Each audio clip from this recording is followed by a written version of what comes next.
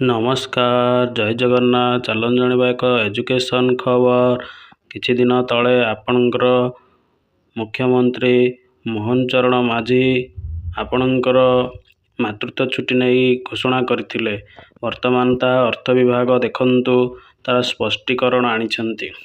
ତ କାର୍ଯ୍ୟାଳୟ ସ୍ମାରକ ଲେଟର ନମ୍ବର 16,116 ତାରିଖ ଦେଖନ୍ତୁ 30/5/2025। ବିଷୟ ହେଉଛି ରାଜ୍ୟ ସରକାରୀ ମହିଳା କର୍ମଚାରୀଙ୍କର ମାତୃତ୍ୱ ଛୁଟି ସ୍ପଷ୍ଟୀକରଣ।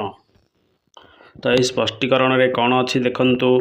ଅର୍ଥ ବିଭାଗ କାର୍ଯ୍ୟାଳୟ ସ୍ମାରକ ସଂଖ୍ୟା 63,452 ତାରିଖ ଦେଖନ୍ତୁ 13/12/2019 ସଂଖ୍ୟା ଏବଂ 42,786 ତାରିଖ ଦେଖନ୍ତୁ 18/10/1992 ହୋଇଥିଲା ଏବଂ ଆପଣଙ୍କର 51,856 ତାରିଖ ଦେଖନ୍ତୁ 7/12/2011 ଅନୁଯାୟୀ ଜଣେ ମହିଳା ସରକାରୀ କର୍ମଚାରୀ ଯାହାର 2ଟିରୁ କମ୍ ଜୀବିତ ପିଲା ଅଛନ୍ତି 180 ଦିନର ମାତୃତ୍ୱ ଛୁଟି ପାଇପାରିବ। ତ ଜାଣିଲେ ଆପଣଙ୍କର 180 ଦିନର ମାତୃତ୍ୱ ଛୁଟି ସେ ପାଇପାରିବ। କିନ୍ତୁ ମାତୃତ୍ୱ ଛୁଟି କେଉଁ ଅବଧି ଭିତରେ ନିଆଯିବ? ଜଣେ ମହିଳା କର୍ମଚାରୀ ଶିଶୁ ଜନ୍ମ ସମୟରେ ସରକାରୀ ସେବାରେ ନଥାଇ ପରବର୍ତ୍ତୀ ସମୟରେ ଯୋଗ ଦେବା ପରେ ମାତୃତ୍ୱ ଛୁଟି ନେଇପାରିବ କି ନାହିଁ ଇତ୍ୟାଦି ଉପରେ କିଛି ଦ୍ୱନ୍ଦ୍ୱ ଦୂର କରିବା ପାଇଁ ମାତୃତ୍ୱ ଛୁଟି ସମ୍ପର୍କିତ କିଛି ନୂତନ ପ୍ରାବଧାନ ଆଣିବା ପାଇଁ ରାଜ୍ୟ ସରକାର ବର୍ତ୍ତମାନ ନିମ୍ନୋକ୍ତ ସ୍ପଷ୍ଟୀକରଣ ମାର୍ଗଦର୍ଶିକା ଜାରି କରିଛନ୍ତି। ଦେଖନ୍ତୁ ପ୍ରସବ ସମ୍ଭାବ୍ୟ ପ୍ରସବ ତାରିଖର 3 ମାସ ପୂର୍ବରୁ ଏବଂ ପ୍ରସବ ତାରିଖର 6 ମାସ ମଧ୍ୟରେ ଜଣେ ମହିଳା ସରକାରୀ କର୍ମଚାରୀ 180 ଦିନର ମାତୃତ୍ୱ ଛୁଟି ନେଇପାରିବ। ଅର୍ଥାତ୍ ଆପଣ ପ୍ରସବ ପୂର୍ବରୁ ଏବଂ ପ୍ରସବ ତାରିଖର 6 ମାସ ମଧ୍ୟରେ ଆପଣ ନେଇପାରିବେ 180 ଦିନର ଛୁଟି। କିନ୍ତୁ ଜଣେ ମହିଳା ସରକାରୀ କର୍ମଚାରୀ ଯଦି ଶିଶୁ ଜନ୍ମ ସମୟରେ ସରକାରୀ ସେବାରେ ନଥିଲେ ତେବେ ସରକାରୀ ସେବାରେ ଯୋଗ ଦେବା ପରେ ଶିଶୁକୁ 6 ମାସ ହେବା ପର୍ଯ୍ୟନ୍ତ ମାତୃତ୍ୱ ଛୁଟି ନେଇପାରିବେ। ତେଣୁ ଏହି କ୍ଷେତ୍ରରେ ମାତୃତ୍ୱ ଛୁଟିର ଅବଧି 180 ଦିନରୁ କମ୍ ହେବ। ତ ପ୍ରଥମଟି ଆପଣ ଜାଣିଲେ ଯେ ଆପଣ ଆଗରୁ ଛୁଟି ନେଇପାରିବେ କିମ୍ବା ସରକାରୀ ଚାକିରି କରିଥିଲେ ତା ଭିତରେ ଆପଣ ନେଇପାରିବେ। କିନ୍ତୁ ଯଦି ସେହି ସମୟରେ ଆପଣ ସରକାରୀ ସେବାରେ ନଥିବେ ତେବେ ଆପଣ କ'ଣ କରିବେ? ଏହି ଛୁଟିଟି ଆପଣଙ୍କର 180 ଦିନରୁ କମିଯିବ। ଉଦାହରଣ ସ୍ୱରୂପ ଜଣେ ମହିଳାର ଶିଶୁ ଜନ୍ମ ତାରିଖ ହେଉଛି 1/4/2025। ତାଙ୍କର ଶିଶୁକୁ 27/9/2025ରେ ପୂର୍ଣ୍ଣ ମାସ ହେବ। ଯଦି 19/6/2025 ତାରିଖରେ ସରକାରୀ ସେବାରେ ଯୋଗ ଦେଇ ମାତୃତ୍ୱ ଛୁଟି ଆବେଦନ କରନ୍ତି ତେବେ 20/6/2025ରୁ 27/9/2025 ତାରିଖ ପର୍ଯ୍ୟନ୍ତ ଅର୍ଥାତ୍ କେବଳ 100 ଦିନର ମାତୃତ୍ୱ ପାଇଁ ଯୋଗ୍ୟ ହେବେ। ତ ବୁଝିପାରିଲେ? ତ ଆପଣଙ୍କର ଯଦି ତାଙ୍କର ଶିଶୁକୁ 27/9/2025ରେ ପୂର୍ଣ୍ଣ ମାସ ହେବ।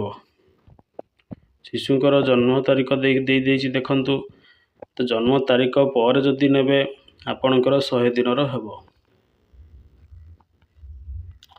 ସେହିଭଳି ଜଣେ ମହିଳା ସରକାରୀ କର୍ମଚାରୀ ମାତୃତ୍ୱ ଛୁଟି ଥିବା ସମୟରେ ଯଦି ଗର୍ଭପାତ କିମ୍ବା ଜନ୍ମିତ ଶିଶୁର ମୃତ୍ୟୁ 28 ଦିନ ମଧ୍ୟରେ କିମ୍ବା ମୃତ ଶିଶୁର 28 ସପ୍ତାହ କିମ୍ବା ତଦୁର୍ଦ୍ଧ୍ୱ ସମୟର ଗର୍ଭଧାରଣ ପରେ ଯଦି ନିର୍ଜୀବ ଶିଶୁର ଜନ୍ମ ହୁଏ ତେବେ ତାଙ୍କର ମାତୃତ୍ୱ ଛୁଟିର ଅବଧି ସେହି ଘୋଷଣା ଦିନଠାରୁ 42 ଦିନ ପର୍ଯ୍ୟନ୍ତ ରହିବ। 42 ଦିନ ପର୍ଯ୍ୟନ୍ତ ଯଦି ରହିବ ଆପଣଙ୍କର ଶିଶୁଟି ମୃତ ହୋଇଥିବ। କିନ୍ତୁ ଯଦି ଶିଶୁର ଜନ୍ମର 29ରୁ 120 ଦିନ ମଧ୍ୟରେ ହୁଏ ତେବେ ସମ୍ପୃକ୍ତ ମହିଳା ସରକାରୀ କର୍ମଚାରୀ ମାତୃତ୍ୱ ଛୁଟି ସେହି ଦୁର୍ଘଟଣା ଦିନଠାରୁ 14 ଦିନ ପର୍ଯ୍ୟନ୍ତ ରହିବ। ଯଦି ମାତୃତ୍ୱ ଛୁଟିର ଅବଧି ଶେଷ ହୋଇଯାଇଥିବ ତେବେ ସେ ଅଧିକ 14 ଦିନର ମାତୃତ୍ୱ ଛୁଟି ପାଇପାରିବେ। କିମ୍ବା ତାଙ୍କର ମାତୃତ୍ୱ ଛୁଟିର ଅବଧି ଦୁର୍ଘଟଣା ଠାରୁ 14 ଦିନ ଭିତରେ ଶେଷ ହୋଇଯିବ ତେବେ ସେ 14 ଦିନରୁ ଯେତିକି ଦିନ ବଳକା ରହିଥିବ ସେତିକି ଦିନର ମାତୃତ୍ୱ ଛୁଟି ପାଇବେ। ତ ଆପଣଙ୍କର ଏସବୁ ଉଦାହରଣ ଦେଇଛି ଦେଖନ୍ତୁ। ଜଣେ ମହିଳା କର୍ମଚାରୀ ସମ୍ଭାବ୍ୟ ପ୍ରସବ ହେଉଛି 30/6/25। ଉପରୋକ୍ତର 3 ମାସ ପୂର୍ବରୁ ସିଏ ଆପଣଙ୍କର ଛୁଟି ନେଇପାରିବେ। 1/4/2025 नहीं पारे। तो 27/9/2025 पर्यंत मातृत्व छुट्टी नहीं 1/6/2025 मृत शिशु जन्म बा गर्भपात हुए तेबे सही तारीख 42 दिन पर अर्थात 12/7/2025 तारीख मातृत्व अवधि शेष हो। तो आपण 42 दिन मध्य मातृत्व छुट्टी शेष होदी आपणकर मृत शिशु होइतिबो। से उदाहरण 2 जड़े महिला सरकारी कर्मचारी 1/4/2025 तारीख 27/9/2025 तारीख पर्यंत मातृत्व छुट्टी अच्छी तांकर शिशुर जन्म तारीख होउची 1/4/2025। जदि 28/4/2025 तारीख जन्मित शिशुर मृत्यु हुए तेबे 28 दिन मध्य तेबे सही तारीख 42 दिन पर अर्थात 8/6/2025 तारीख तांकर मातृत्व छुट्टी अवधि शेष हो। किंतु जदि 1/5/2025 तारीख जन्मित शिशुर मृत्यु हुए तेबे सही दुर्घटना तारीख 14 दिन पर अर्थात 14/5/2025 तारीख मातृत्व छुट्टी अवधि शेष हो।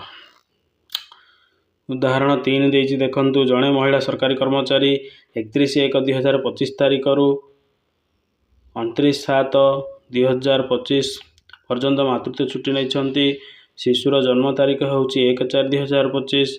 जदि 29/7/2025 तारीख जन्मित शिशुर मृत्यु हुए तो आपण 120 दिन मध्य मातृत्व छुट्टी अवधि शेष हो।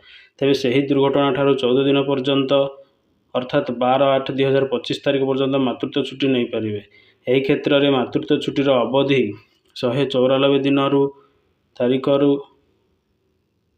31/1/25 रु 12/8/2025 तारीख पर्यंत रहिबो।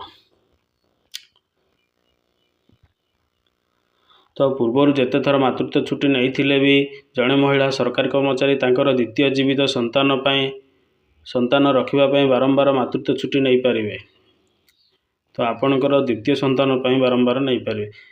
जदि मातृत्व छुट्टी समय जड़े महिला सरकारी कर्मचारी पदवी को पदोन्नति दिया जाए तेबे सही पदवी रे जोग देले बोली जेबे तांकर उपयुक्त कर्तृपक्ष चिठी माध्यम जणाइबे सही दिन ठारू सही पदवी रे जोग देले बोली धरा जीवो। से तांकर मातृत्व छुट्टीर अवधि निरविच्छिन्न भावे नहीं पारे। तो जो दिन आपण जोग देवे से दिन ठारू आपणकर निरविच्छिन्न भाव में छुट्टी नहीं पारे। जड़े महिला सरकारी कर्मचारी तांकर मातृत्व छुट्टी एककालीन निरविच्छिन्न भाव विभिन्न पर्यायर नहीं पारे। मातृत्व छुट्टी लाभ करने शिशु प्रसव कौन सरकारी स्वीकृतिप्राप्त चिकित्सालय हेबा आवश्यक। मातृत्व छुट्टी संपर्कित नूतन प्रावधान गुड़िक यही कार्यालय स्मारक प्रकाशित तारीख भविष्य कार्यकारी हेबो। तो जो तारीख घोषणा है तार पर ठारू कार्यकारी हेबो। मातृत्व छुट्टी संबंध में जदि किसी असुविधा बुझे तेबे अर्थ विभाग सह परामर्श करा जाई पारे। यार एककिता नकल जिलापाल तापर आपणकर मुख्यमंत्री अर्थमंत्री उन्नयन मुख्य शासन सचिव आपणकर महालेखा ओडिशा भुवनेश्वर महालेखा कोरापुट एवं लोकायुक्त ओडिशा समस्त जिलापाल राज्य कोषागार निर्देशक तो सबुटिके आपणकर यही चिठी फॉरवर्ड करा जायछि। एभली भाव में एजुकेशन खबर पाइबा आम चैनल को लाइक कमेंट और सब्सक्राइब करंतु। जय जगन्नाथ।